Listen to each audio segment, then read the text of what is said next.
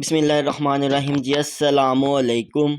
ہم نے اپنے مرشد حضرت واصف علی واصف رحمۃ اللہ کی تعلیمات کو پھیلانے کا عزم کیا ہے، اور اس سلسلے میں ہم نے ان کی یہ کتاب قطرہ قطرہ کلثم کا انتخاب کیا ہے۔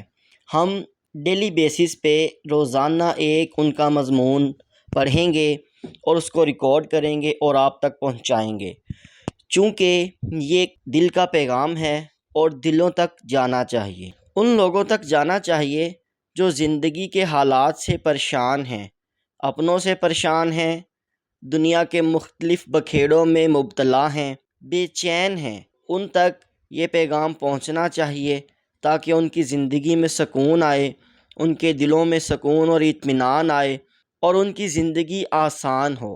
اس مشن میں آپ ہمارا ساتھ دے سکتے ہیں۔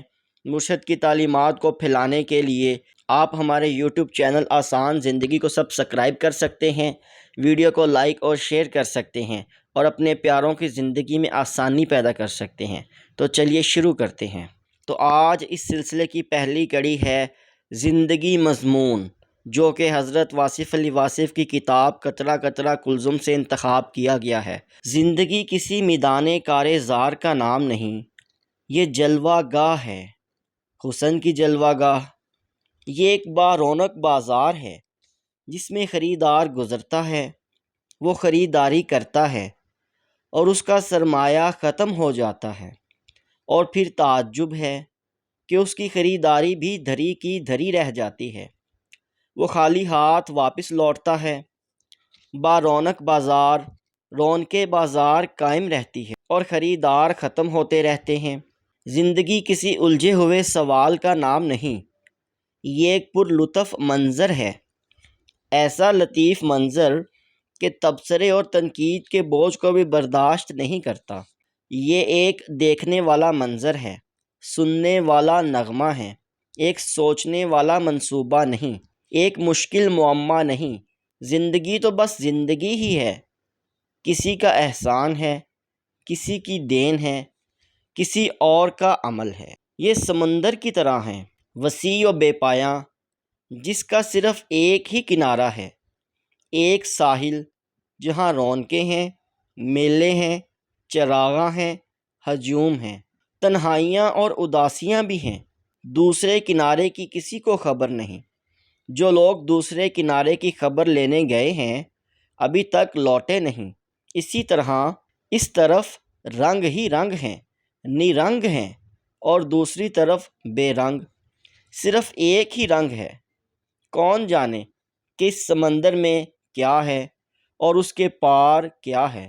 یہاں میلہ ہے اور پھر ہر انسان اکیلا ہے۔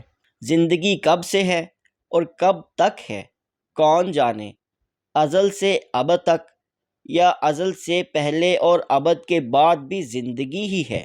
تخلیق ہونے سے پہلے یہ خالق کے ارادے میں زندہ تھی، اور تکمیل کے بعد یہ خالق کے روبرو حاضر کر دی جائے گی۔ زندگی بہرحال زندگی ہی رہے گی۔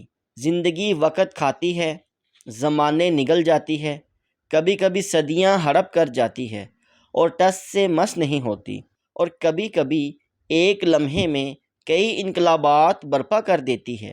زندگی بہرحال زندگی، زندگی کے درمیان ہی رہتی ہے، ایک جیسے یہ اپنے سمندر کا خود ہی ایک جزیرہ ہو۔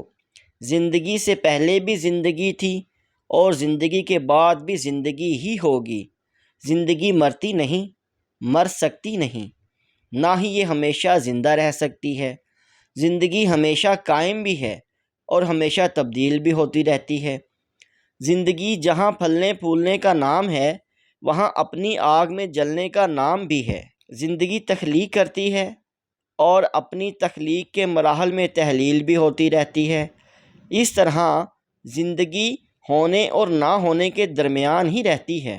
جلتی بجھتی زندگی بس امید و یاس میں ہی رہتی ہے۔ یہ سفید و سیاہ دھاگے سے بنا ہوا خوبصورت ملبوس ہے۔ اس میں بہت کچھ ہے، اس میں کہکے بھی ہیں اور ہچکیاں اور سسکیاں بھی۔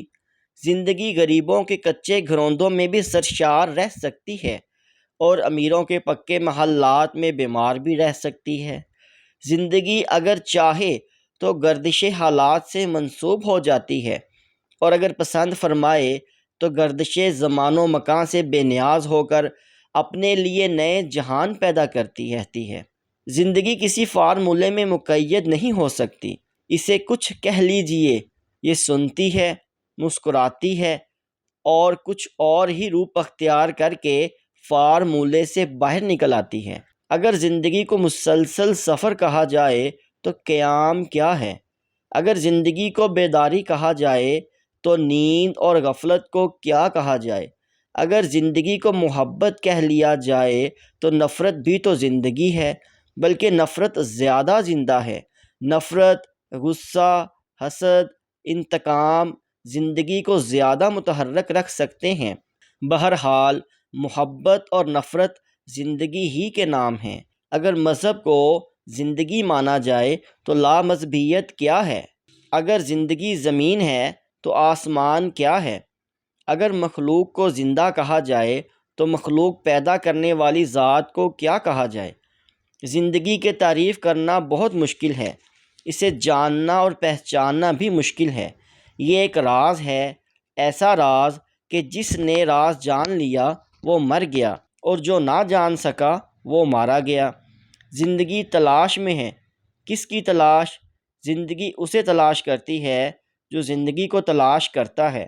زندگی موت کے تعاقب میں ہے اور موت زندگی کے پیچھے آ رہی ہے۔ دونوں کی تلاش میں ہیں۔ جب تک دونوں میں ایک ختم نہیں ہوتا یہ کھیل جاری رہتا ہے، یعنی نور اور ظلمات کا کھیل، ہونے اور نہ ہونے کا کھیل، ماننے اور نہ ماننے کا کھیل، دن اور رات کا کھیل۔ زندگی کے دامن میں بے پناہ اور بے شمار نعمتیں ہیں۔ اس میں خواہشیں ہیں، حسرتیں ہیں، امیدیں ہیں، مایوسیاں ہیں، صداقتیں ہیں، دھوکے ہیں، میلے ہیں اور تنہائیاں ہیں۔ زندگی سمندر ہے، اپنے بادلوں کو نامعلوم سفر پر روانہ کرنے والا، انہیں الوداع کہنے والا، اور پھر یہی سمندر اپنے مسافروں کو، اپنے دریاؤں کو خوش آمدید کہنے والا بھی ہے۔ زندگی سے زندگی نکل رہی ہے، زندگی میں زندگی شامل ہو رہی ہے، زندگی سے زندگی جدا ہو رہی ہے، زندگی سے زندگی واصل ہو رہی ہے۔ دراصل زندگی تو زندگی ہے، فراق و وصال سے بہت بلند، حاصل اور محرومی سے بہت بے نیاز، اپنے اندر ہونے والی تبدیلیوں سے باخبر لیکن غیر متاثر۔